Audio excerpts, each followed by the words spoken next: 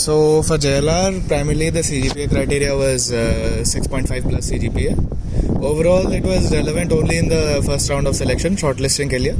After that, in subsequent rounds, it was like we had an online test. उसके बाद it was primarily focused on resume shortlisting, then followed by interview.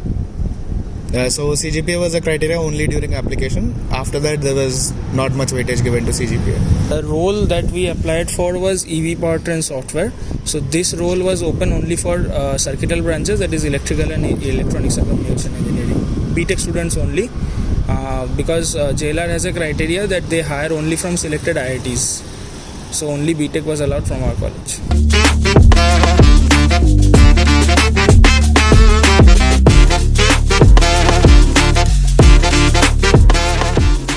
Right, so the job role we were selected for was EV powertrain software engineers. So in the application process, first we applied on Superset. It was followed by an online test on their JLR code race portal. After that, we had a round of resume shortlisting. After the shortlisting, we had online interviews.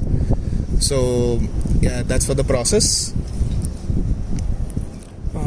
Okay, so here what we have is that JLR has a unique kind of online test procedure.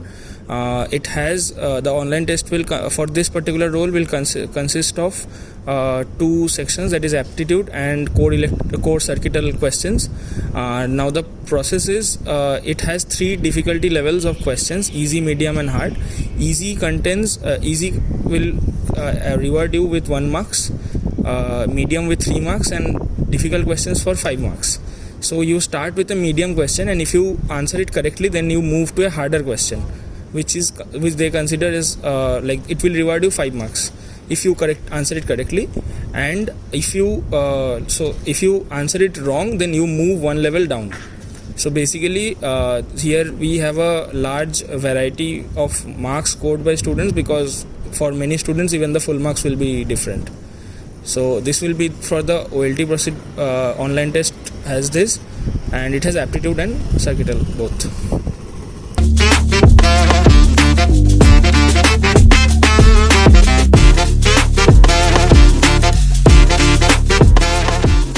Preparation strategy. So I'm a part of our college's electric mobility club, Mekismo Racing Electric.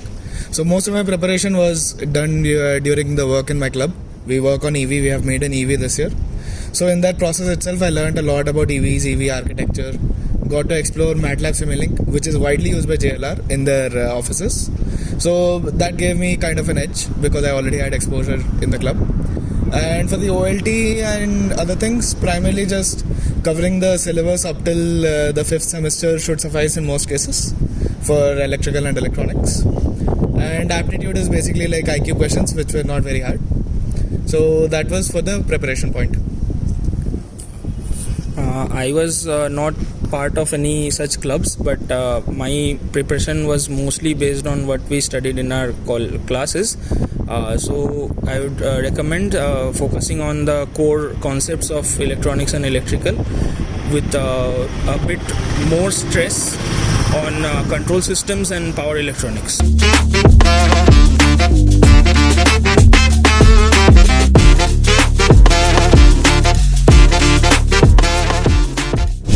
Yeah, there were like quite a few candidates who applied for the JLR internship, and quite a few were even shortlisted. Quite a few people came to the interview. So, and all of the, like I knew the people, all of them were pretty good. So I would say competition was there. There was a good amount of competition. Everybody who went there, they were exploring some field, or they were specialists in some particular fields. I think what matters is how confident you can portray yourself in the interview. And so yeah, competition is pretty intense.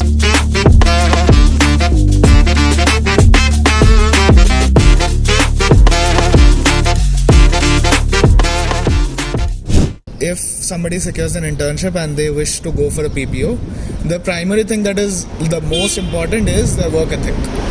Because nearly every intern over there is usually the same baseline in knowledge. What matters the most is how much effort you put in, how much you're able to impress your immediate mentors and managers. Like, they should be able to see that you're putting in effort daily. So for those 2 months, if somebody wants to get a PPO, I would recommend work very hard. For those months, just focus on your work, give as much as you can, try to explain them your thought process, how much you're willing to put the effort in, and that should give you a pretty decent chance, because knowledge you will gain only knowledge by staying there itself. There are so many things you can't prepare for in college. You'll get to learn it there itself. So primary thing is the work ethic. Just be dedicated and it should be enough. Yeah, I would also support the same thing. Like whatever we got to learn from the learning materials there and the various documentations which previously JLR has worked on, or whatever projects we are working on, what researches are going on with that, we need to learn that and then implement it on a project. So rather than focusing on completing the project, you should be able to show your manager and your mentors that you are progressing. Like what they have recommended you to study, you need to learn that, you need to show that, you need to implement. Even if your project is not completed but your growth is significant, then you will definitely secure a PPO.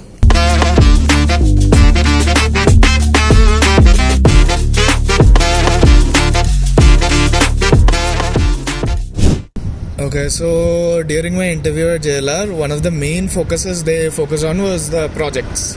And I've heard that for a lot of other students it was the same. One thing I noticed was a lot of students in the last moment, they try to cram projects into their resume just so they can get into the interview and they can do well in the interview. But what happens in the interview is they ask very in-depth, in-detail questions regarding what you faced during the project. Rather than the outcome of the project, they are mainly focused on the difficulties that you face during implementation.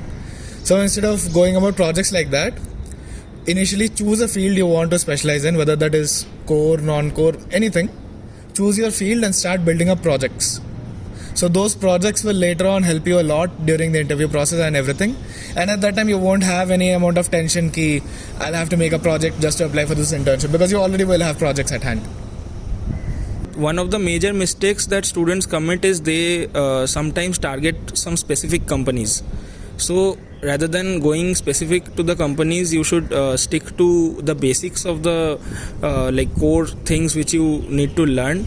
And if you learn things, you can definitely implement. And as he said, that if you try implementing somewhere in your personal projects, or like we have facilities like clubs and we have NVCTIs, we have multiple programs where you can build projects. We also have the NVCTI minor in product development internships.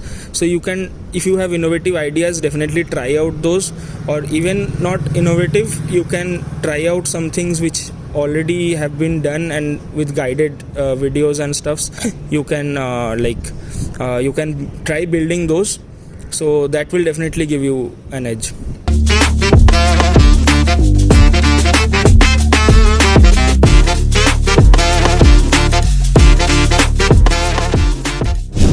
One of the major learnings that I had was that what we learn in college, the theoretical knowledge, it's it's much different from what you actually work in the industry. And in JLR, one of the best things are that you are given to work on real-time projects which they will be implementing in their products in the future. So when we are solving the projects as a team, we solve the project. It's not that someone has solved and they are just testing us that how fast you can solve it. So that thing was there. And what we learned in college was you can't compare. So what for internships, we basically, when we asked our seniors as well, they recommended us that don't try to study things advanced, because what you will face there is you will go there and then only will get to know that what you need to do. So it's better to build an attitude that you can learn fast and you can implement it. That will be a good thing in your character. Yeah, so I'll speak in the same lines as Arghyadeep. I agree with what he said. What we implement in JLR when you go to the industry, it is very different from what you expect it to be. It's not like you'll just study here and then you'll just go and implement it. It's not that simple. Real life use cases are very different from theoretical use cases. I'll just give a small example. I was tasked with developing a charging algorithm for an EV to reduce cost. So I developed a simple algorithm. And my manager told me, okay, now if a power cut happens, how will you account for that? Let's say there is some emergency, the car has to be taken out immediately. How will you account for that? How do you account for any uncertain conditions and all? So these things we cannot directly learn in college itself. These have to be learned over there. So that was a new perspective. Also, implementing things, that is very different from just learning things, like I said. One recommendation we can make is, if you're learning about something in your courses, try to implement it in your own time. No need to go for PhD level or MTech level topics. Just stick to BTech level and implement whatever you're learning. If you're learning about power converters, try to implement it in MATLAB or Simulink or something similar. If you're learning about ICs, try to learn about how they're manufactured or implemented or anything. So if you have a little bit of experience in implementation, over there you will get to learn a lot more, because they will be going very much in depth into that aspect.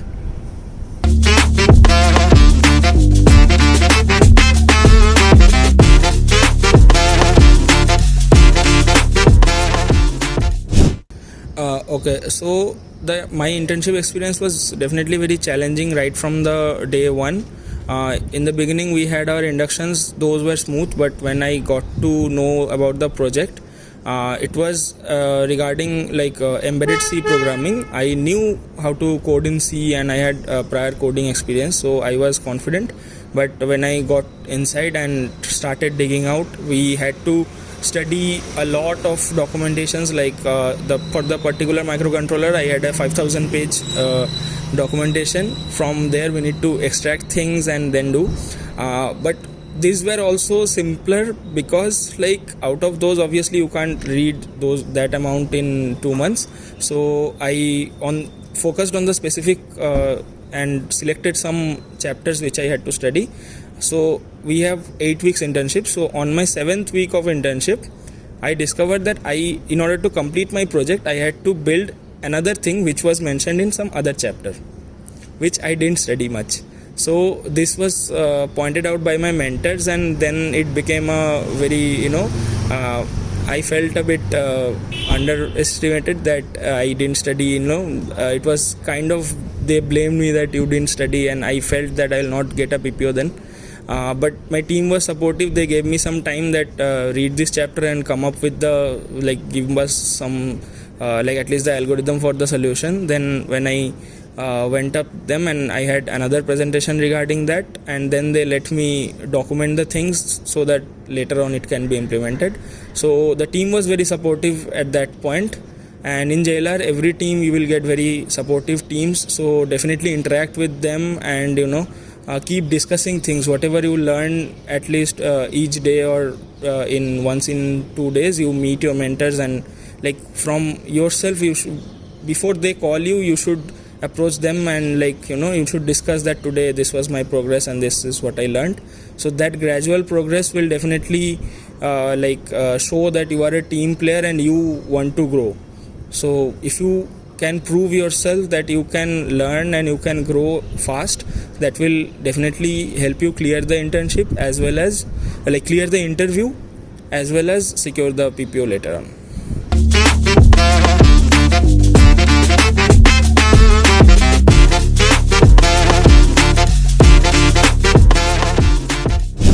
Okay, so before I applied for the internship, I was already a part of Mekismo, our electric mobility club. I was already in a leading position in the club. So by the time we had gone to several external competitions regarding EVs. What that had done is, my work in the club, it had helped me develop a very solid understanding of the EV architecture. When you're trying to make an EV, you get to learn about everything related to the process. So that overall experience and knowledge helped me a lot during the selection process, as well as because we had won a few competitions. So most of my interview was actually regarding my work in the club. What all did I learn? What challenges did I face? Particularly on how did I overcome those challenges that I faced. That is what interviewers usually want to know. Even in JLR, after I went there, when I told my manager, okay, this is my prior experience, I've done this and this. So he was impressed and he directly bumped up my problem statement to a architecture level statement that usually interns don't get to work on. So I got a lot of data and I got to work with the entire car. So the prior experience and projects definitely helped. Before applying, I had also approached a professor in electrical engineering department for help regarding a project. So under the professor's guidance, I learned a lot of things on how to manage a project, how do I approach a problem statement, and how do I model and come up with a solution to the statement. So that approach helped me clear my internship smoothly, and it was a fun experience because of that.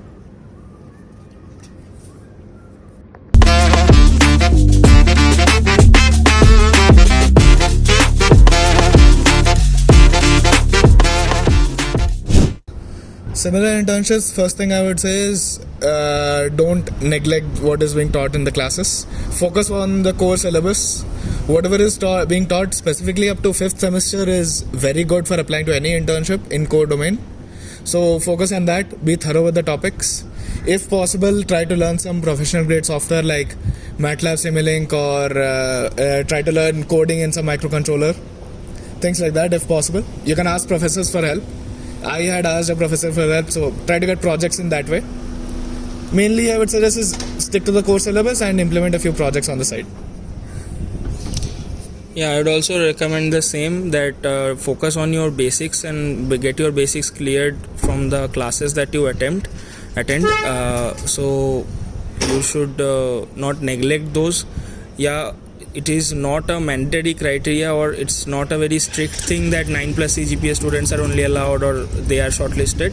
Although CGPA is not a very important thing, but maintaining a good CGPA will definitely give you motivation while applying for core topics, because those are the marks that reflect how much your knowledge is. And definitely interact with people a lot more. That will help develop interpersonal skills, and if you have a good communication, I think you can ace anywhere in this world.